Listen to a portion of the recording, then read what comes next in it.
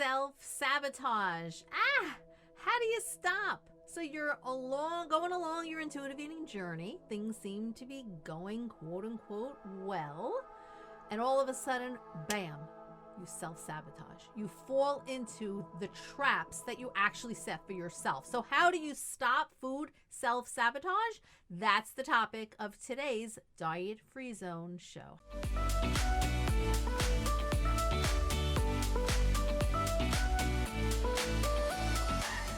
Hi, I'm Bonnie Giller, registered dietitian, nutritionist, and certified intuitive eating counselor. And that is exactly what we're talking about today. If you've been a chronic dieter and you have decided to give up dieting, number one, congratulations. Woohoo! But you're on your journey and somehow you find yourself sabotaging yourself. Now you think you're going along the journey well, you're learning about the 10 principles of intuitive eating, but somehow all of a sudden, bam, you fall into some old habits. So what do? Why does this happen? And how do we fix this? Well, let's get into it. I'm going to go through with you 8 reasons why you're likely sabotaging your journey, and I will give you some fixes. So sabotage number 1. You're skipping meals or you're eating too little. You eat light. So if you still have the food police speaking in your head, it is likely saying to you, maybe if you cut back on your food, you cut back on those calories, you'll lose a little weight, right? Even though you're not supposed to want to lose weight on the intuitive eating journey, maybe you'll lose weight if you just eat a little less. Is this a voice that you hear in your head? Skipping meals, cutting back on calories or your intake, or hearing the little voice like I just shared, well, that unfortunately means that the food police is still alive and well in your head. So first thing is just have compassion with yourself and realize this is a long journey. It's not an overnight fix. And so to fix this sabotage, I encourage you to understand that it is a journey. It's a process. And it is super important not to skip meals and not to fall prey to that little voice that's telling you, pull back a little bit. No. Think about what your body needs. Tune in and eat what your body needs to function optimally. All right? Try to pick up when this food police voice is interfering with your body experience. So your body is saying, you're hungry, but your mind is saying, maybe I shouldn't eat that much. So when you recognize that voice, just quiet it down and shoo it away. This takes practice. So be patient with yourself. All right, sabotage number 2. You've been so good all day or all week, and you kind of let yourself go on the weekends. Now, does that sound familiar? You know why I'm using my air quotes, don't you? Right? Ouch. If you're thinking like this, then understand this is also left over from your diet mentality. Again, I say that with full compassion. Remember, it's a journey. I think I'm going to say that throughout this entire video. So what is the fix? Remind yourself there is no being good or bad. You're not good or bad. Your day is not good and bad. A day is just a day. And when this old dieting habit, this old dieting thought pops up for you, shoo it away, saying, I don't need you anymore. Sound familiar? Shoo it away. Anytime these old voices pop up, say, I don't need you anymore. Bye-bye. All right, sabotage number 3. You exercised today and you think that, I burned off X amount of calories, so I could afford, there's my air quotes again, I could afford to eat X. Or maybe it's a little bit of a reward that you actually did get up and exercise. What is the fix?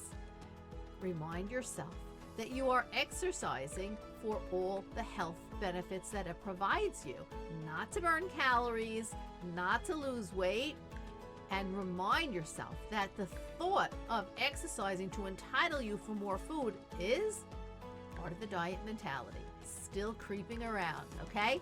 So it's okay. Remember, that is all of these things, that all of these sabotages are actually learning experiences for you. So I really want to celebrate them with you.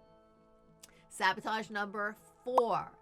You can eat whatever you want, whenever you want. After all, you're doing intuitive eating, right? Does that sound like something you've said? Yikes. This is not what intuitive eating is at all, but it is a common misconception. So what is the fix? Understand, intuitive eating is not the see it, want it, eat it diet. Nope. Intuitive eating encourages you to stop and ask yourself several questions before eating. Am I physically hungry?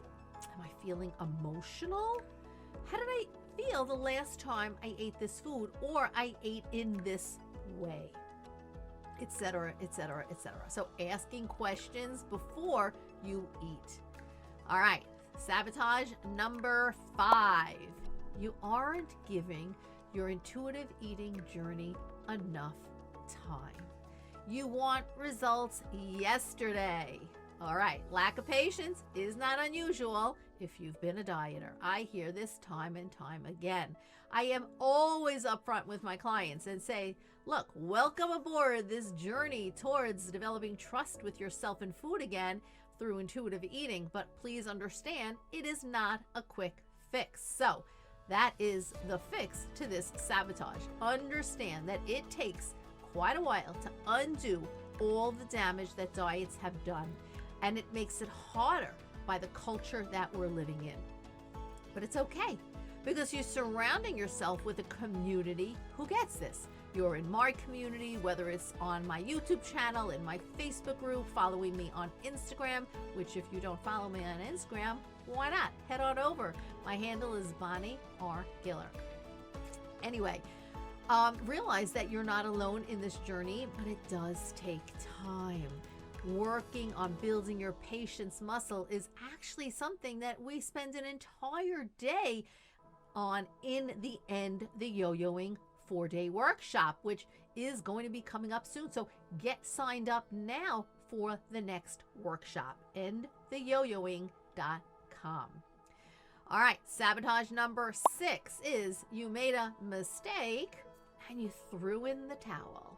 Again, this is leftover diet mentality. Here's the fix.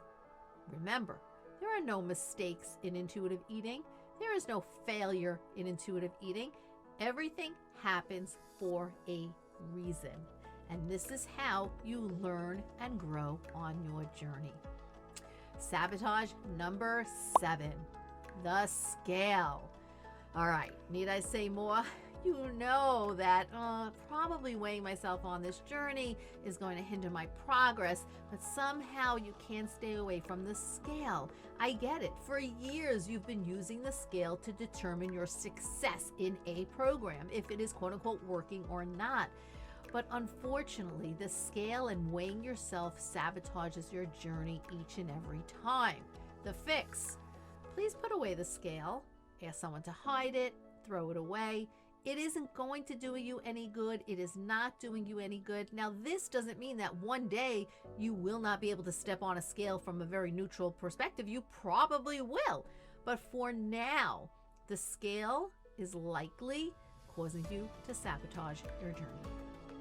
And sabotage number 8. You have limiting beliefs that are holding you back. Deep down, do you believe that you can learn to trust yourself with food again? Because if you don't, then you won't. And you will continue to sabotage your journey. Now, please don't let that make you feel bad. Most, if not all of my clients are harboring limiting beliefs. And in the work that we do, we really work to uncover those limiting beliefs and reframe them into more empowering true beliefs. And that does make a huge difference. All right, so there you have it. 8 reasons why you may be sabotaging your intuitive eating journey and 8 fixes for you. All right, don't forget, get signed up for the next End the Yo-Yoing workshop. And if you like this video, give it a thumbs up, subscribe to the channel, and share it with someone you think could benefit. That's it for now. I'll see you in the next video.